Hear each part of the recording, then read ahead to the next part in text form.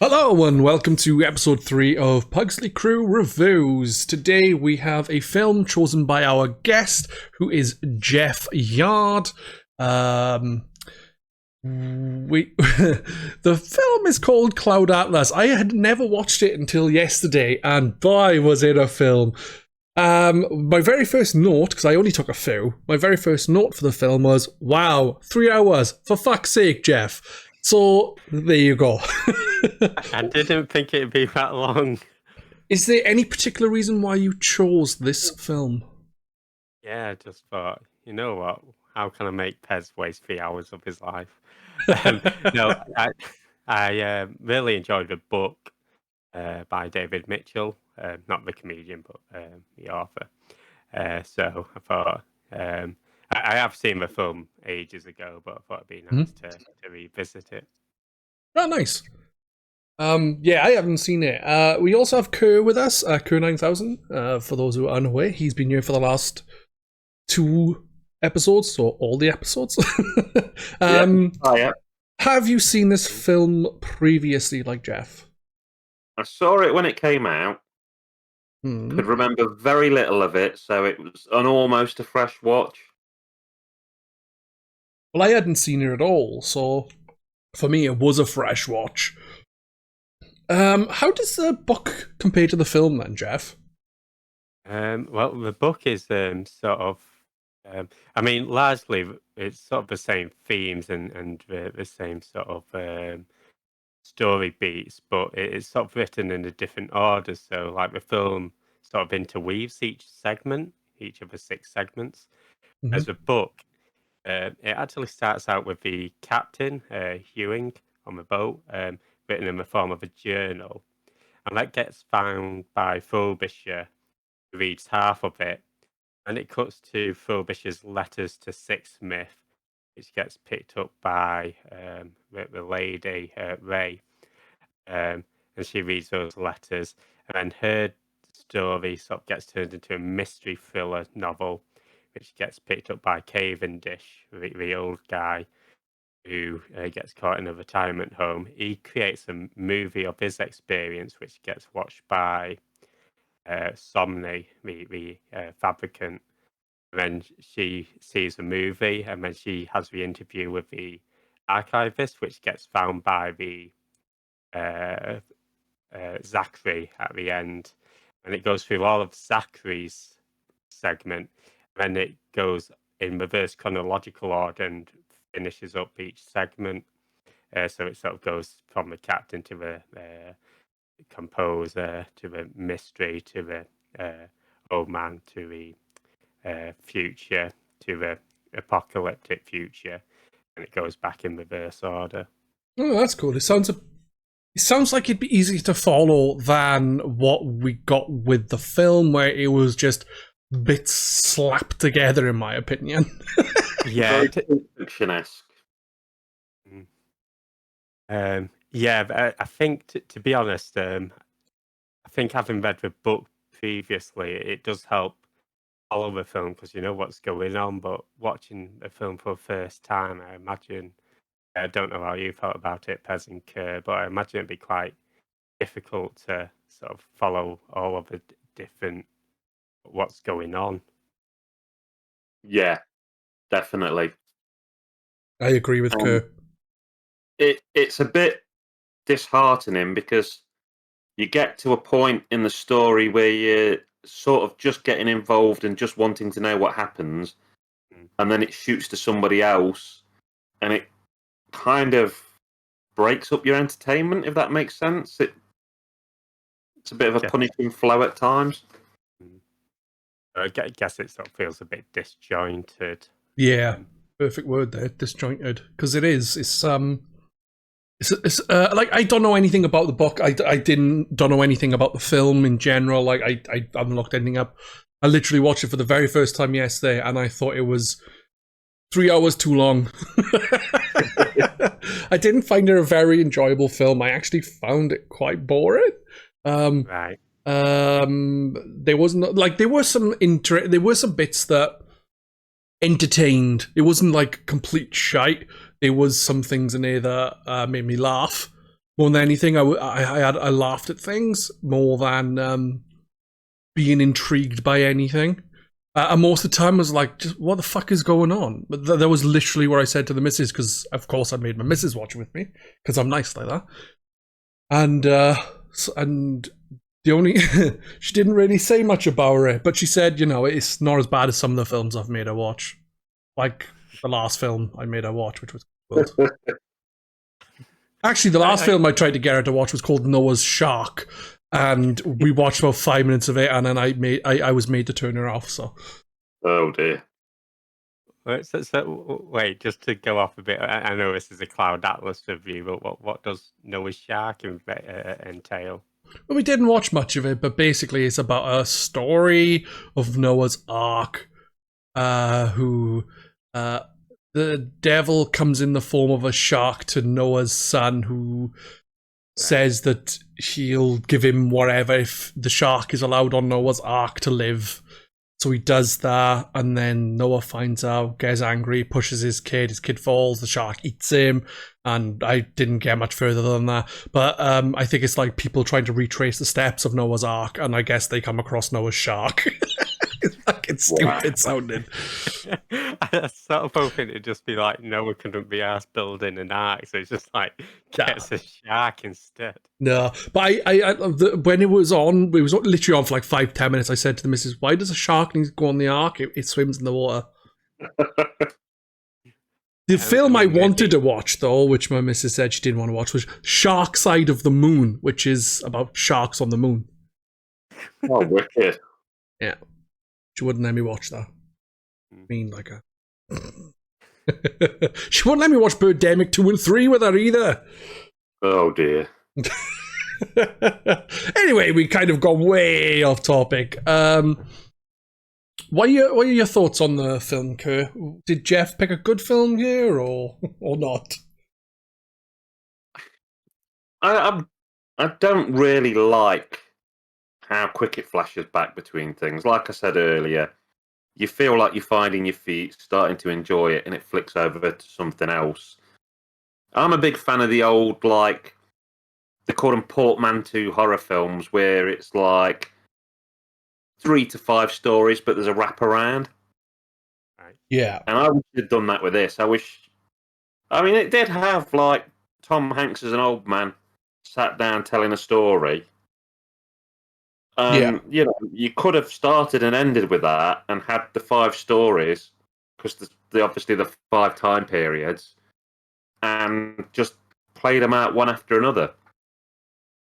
Then I'd have probably enjoyed that far more, because there were parts when I really, really started to get into it. Some of the bits with like the laser gun bike riding, hover bike stuff, that I really enjoyed.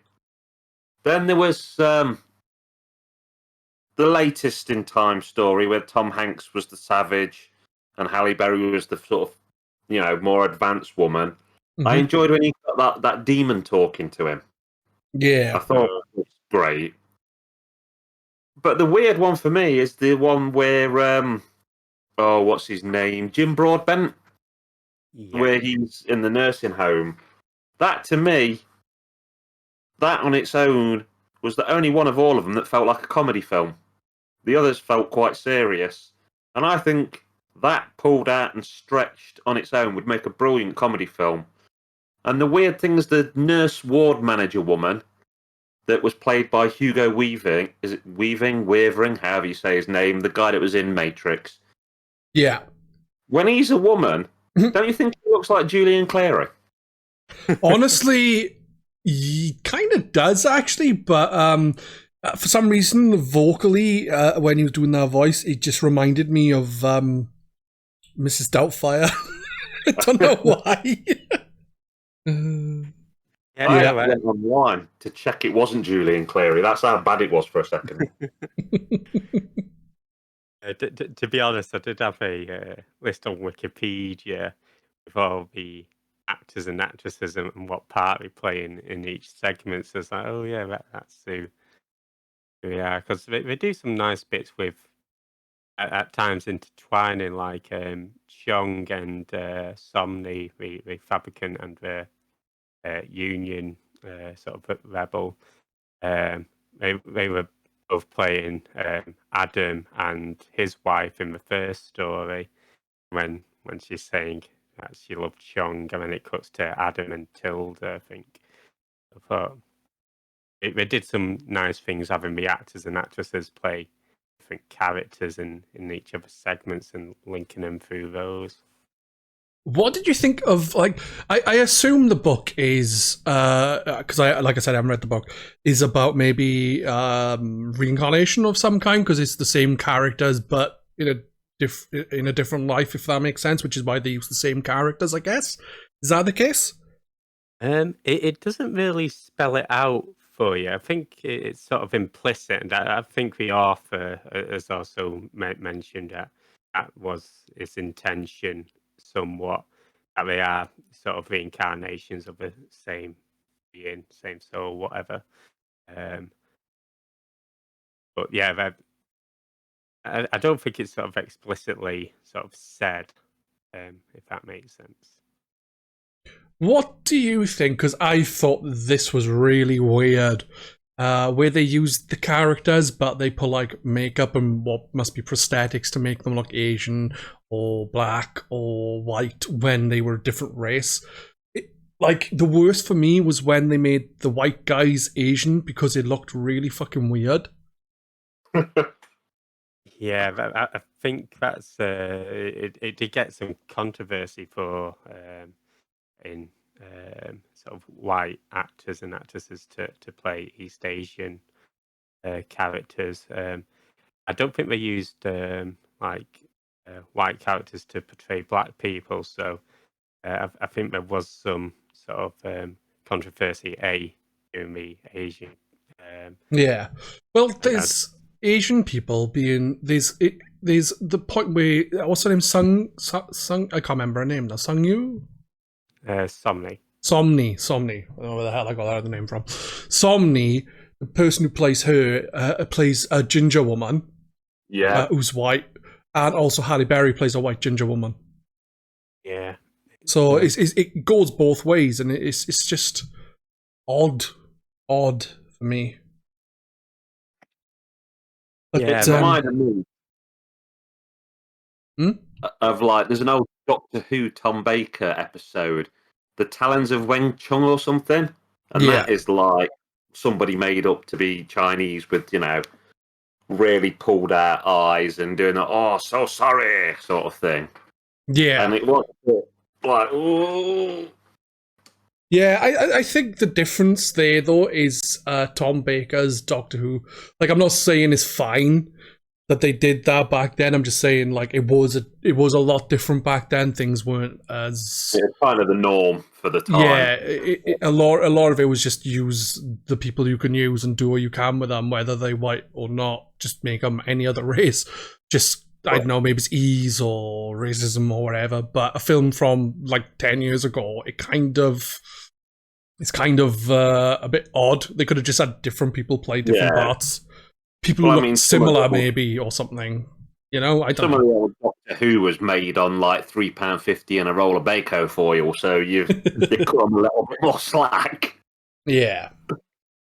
Yeah, I think it probably should have just portrayed him with actors of that nationality, or just change the characters. I mean, I do get they were sort of going to that continuity of you know, people, beings, but yeah, I think he could have done it another way. Like, even just having, like, say, the birthmark that spread across certain characters, just having marks appear on characters and having them portrayed by the actors of that ethnicity. Yeah, exactly. I would have done a similar kind of thing. But I know, I just thought it was weird, and nah, I didn't get it.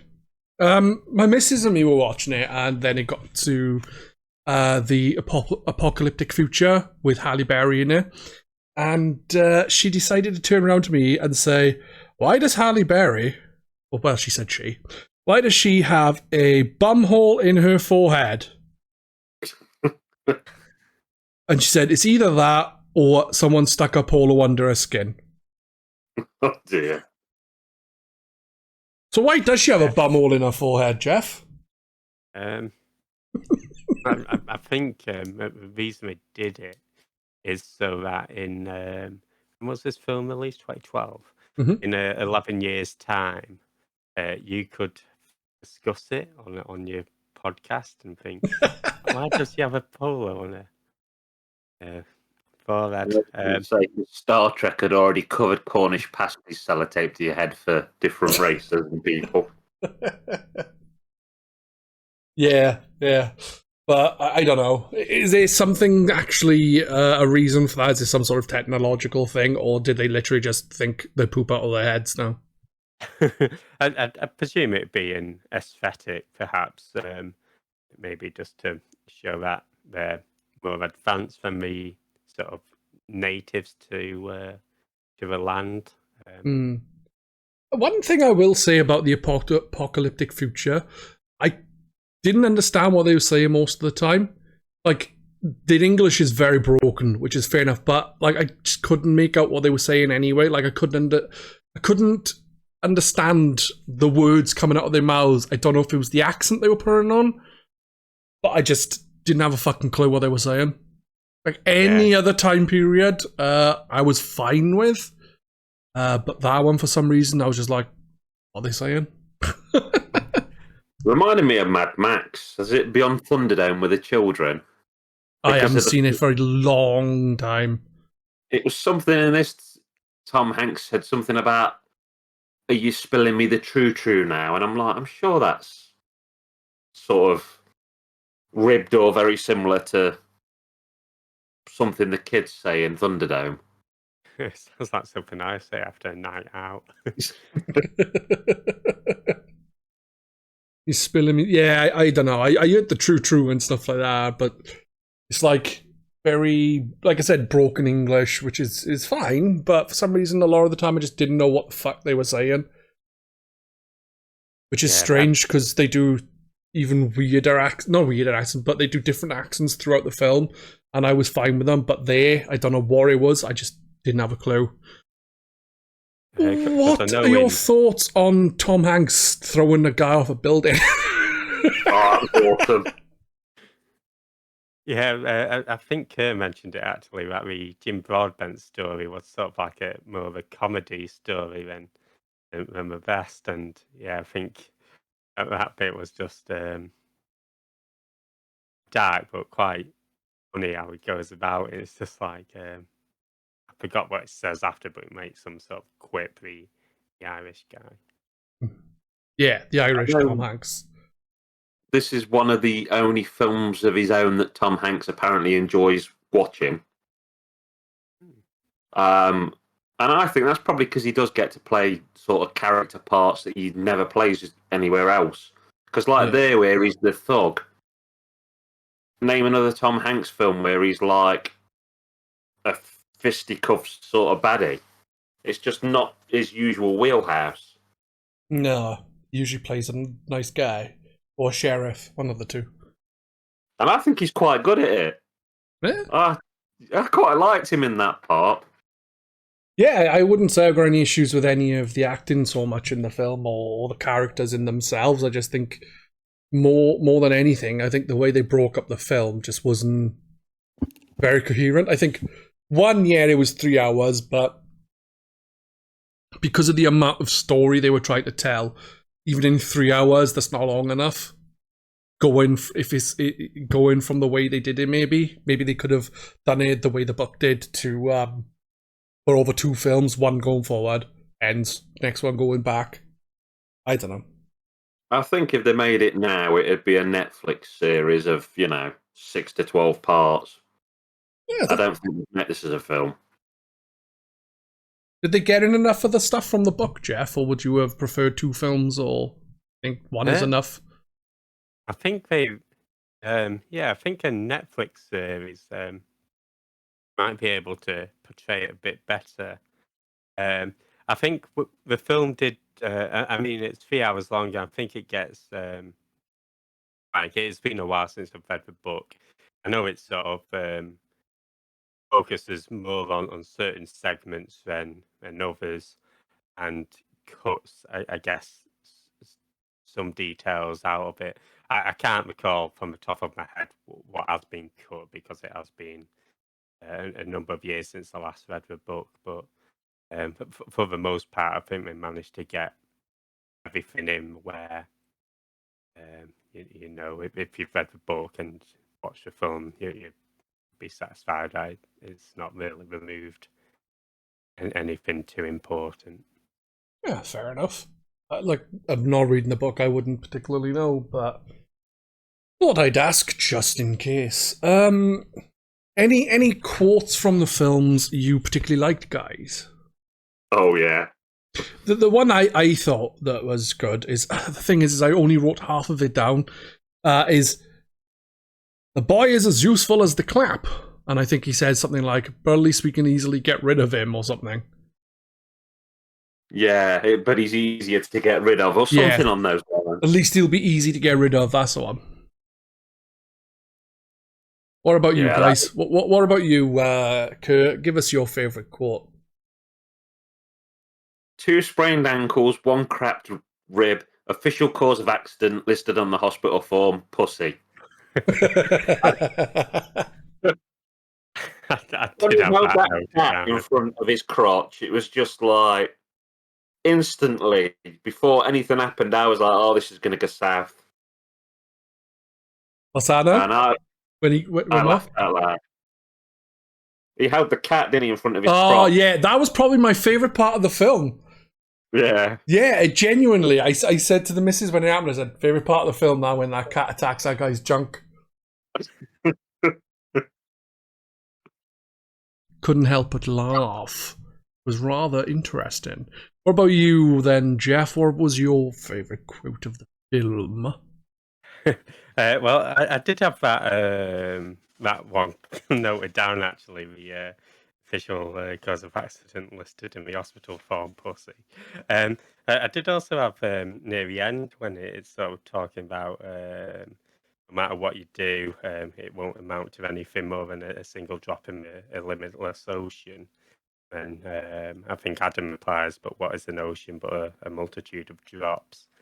I always enjoyed. I think that quote, because it sort of just sums up the book for me. I guess that it's not all just focused on one entity, but almost like a mosaic being put together. Good way to put it. Because it does seem to be like not every little thing, but things are put together in a sense by people progressing, and they all seem to have a similar kind of goal of making things better as well, except for like the doctor guy, the Tom Hanks doctor guy who's trying to kill the guy for his gold. And I will never get over Woody saying the N-word.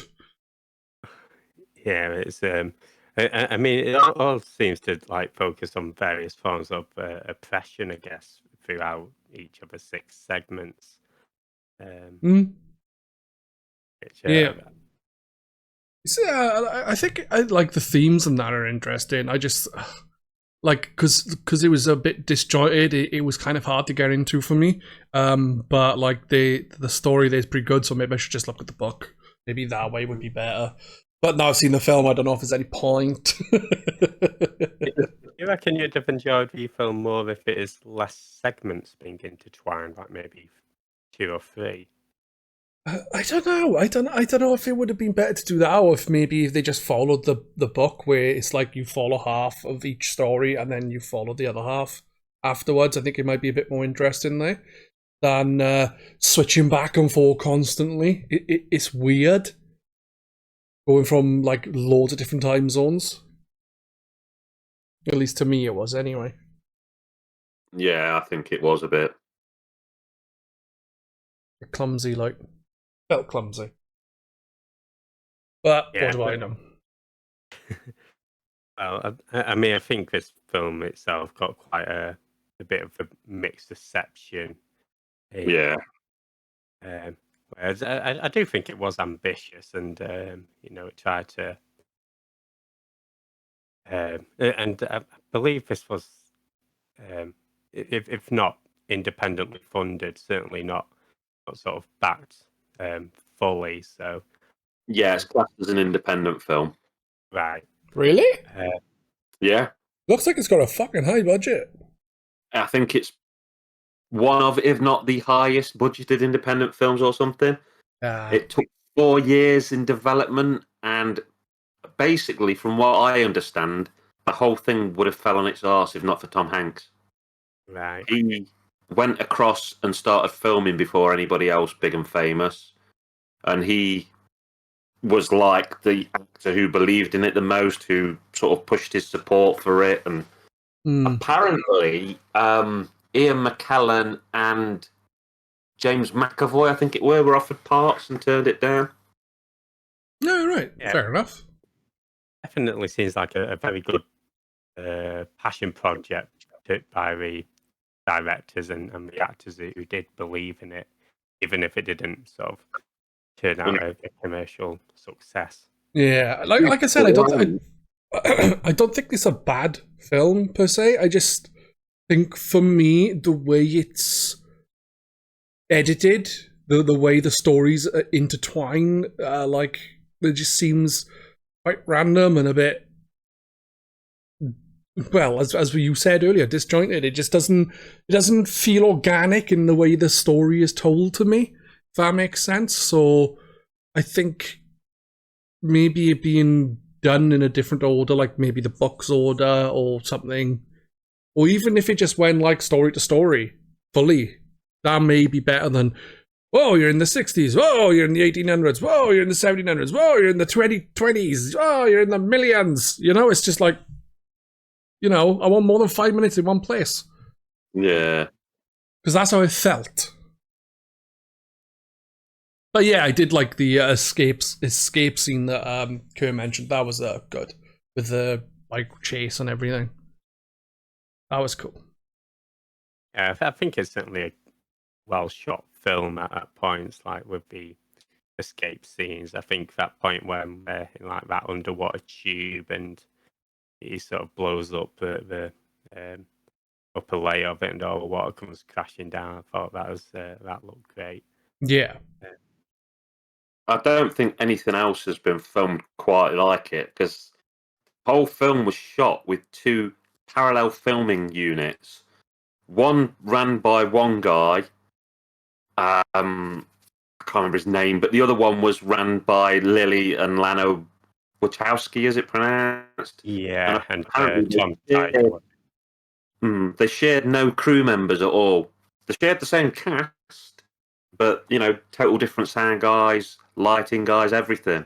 And I can't think of any other film which is like shot by 2 different teams and then assembled. It's a weird way of doing it.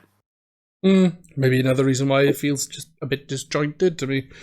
The Wachowskis was the people behind the Matrix, weren't they? Yeah, I think of someone else. They were, yeah. Yeah, thought so. Well, we are coming to the end of the podcast. Jeff, as you suggested the film, I would like to know, would you recommend this film to our listeners and anyone else? And anybody else not listening. Exactly. Yeah, if you're listening, I'd recommend it. If you're not listening, I wouldn't. Yeah, I think it's. I mean, I imagine I've got it fairly cheap on Blu-ray, so yeah, I'd say if you've got it available, give it a watch. But you know, just be aware that it's quite a dense film, and you know, I can understand why people dislike it. But I think overall, I did enjoy it. And what would you rate it out of 10? Oh, I didn't think about that. Oh, tough. I don't know. You put me on the spot. I give it a Pedz out of 10. 3.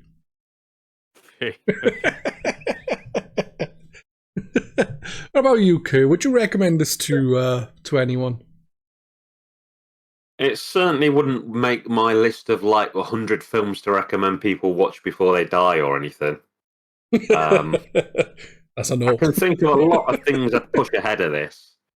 Yeah, same. Maybe even recommend it to film students for being, so interestingly shot, and I think you could pick up pointers of what to do and what to not do from it. It's a mixed film. Yeah, no, I get that. What would you rate it out of 10? I'm going to be really fair to it, I think, with this. And I'm going to rate it 6 out of 10. That is fair. Yeah, there's good stuff there, and I'm not going to crap all over it because I'm sure we'll watch much, much worse things, and I certainly have watched much worse things. Yeah, same here. A shark. I was going to say, would you say this film's better or worse than Noah's Shark? From what I've seen in Noah's Shark, this film is much better. I was actually going to give this a 6 out of 10 myself. Just need to know what Jeff's is so I can tally up the numbers and then add it to the end of the stuff. But I would actually recommend this because I don't think it's super interesting, but I think some of the stuff that happens in this, especially considering it's an independent film, I think that it's got some interesting aspects. It's well shot and you see boobies, so Yeah, Pedz was going to rate it 2 out of 10 apart from that. Well, if I was going to rate it for boobies, it'd be 4 out of 10 instead of 2 out of 10 because you see 2 boobies. I'll go give it maybe a 7 out of 10. 7 out of 10, right. So what's that out of 30? We'll just go 6.5 out of 10. Yeah. It would be so much easier if we've got 6. Nah, I'm only joking. 6 1/3. I'll go for 7.35. Okay. We round that down to 3. But that is going to be us. Thank you, Jeff, for the film and taking part. Again, Kurt, thank you so much as well. That is going to be us. Say goodbye, guys. Bye, guys. Goodbye. Thanks for having me on again. No problem. Nice to have you both on. Pleasure talking to you. Whoever's picking the next film better pick a shorter one. That's all I'm going to say. Doomspoon, Zombievers better not be 3 hours long. Bye, guys. Hey. Bye.